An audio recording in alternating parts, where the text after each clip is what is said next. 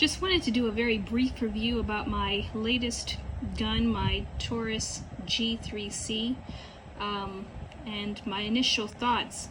I purchased this gun for an incredibly amazing price at a local gun shop, $169 to be exact. Some people might not believe that, but that is the case. However, that was due to an arrangement made due to a previous little mix-up that I had with the shop in question.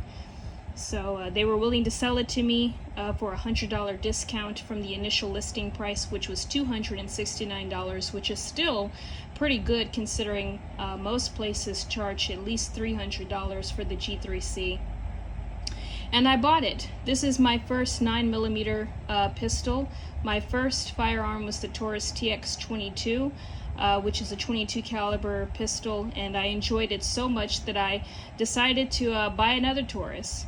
Now, I'm well aware of Taurus's reputation in a lot of serious gun discussion groups that they're not a very reliable company. They've had issues with quality control in the past, but it's undeniable that Taurus, the Chonic TP9 subcompact Elite, they're both very budget-friendly guns that give you a bang for your buck.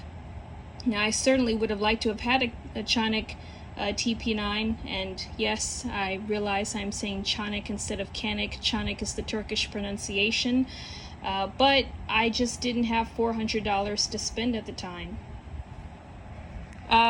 So, I mean, the grip on this pistol is phenomenal. Let me go ahead and clear it, by the way.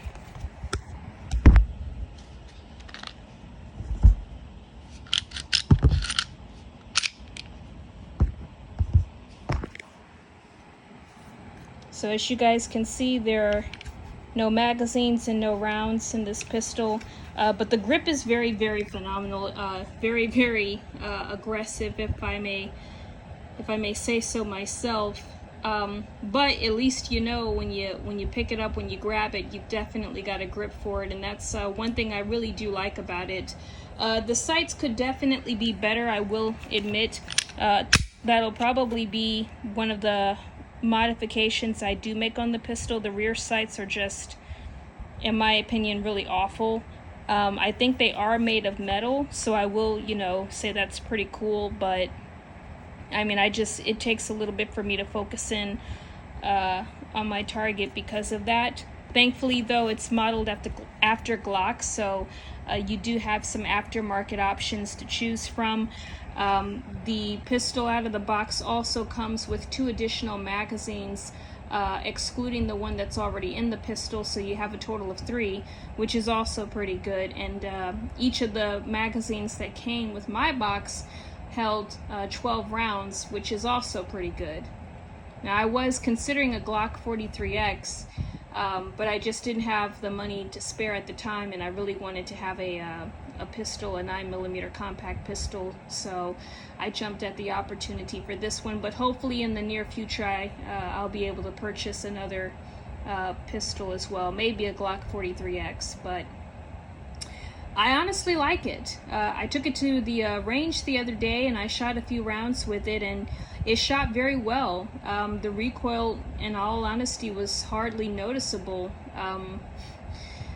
It was really, really fun to shoot. I shot some Federal 115 grain Full Metal Jacket rounds, and then I shot some Hornady 127 grain hollow point rounds, and it shot pretty well. Now, I've heard for some Tauruses, they can take steel ammo. Some they don't work too well in. I've heard people, also make disclaimers saying that, regardless of the manufacturer, steel case ammo is something that you should be cautious about. I don't know, time will tell. But I mean, I think with what I have is sufficient enough. But yeah, I really, really enjoyed this pistol. I'm looking forward to breaking it in and having it for many, many years to come. I think if you are on a budget and you want to have a pistol for concealed carry and self-defense purposes, I don't think there's anything wrong with the Taurus G3C or the G2C. I know they've come out with the GX lately, and I've heard some pretty decent things about that line as well. So I personally say go for it. I've enjoyed my TX22. I've put well over 1,000 rounds into that pistol, and I have nothing but high hopes for this pistol. So happy shooting, everyone.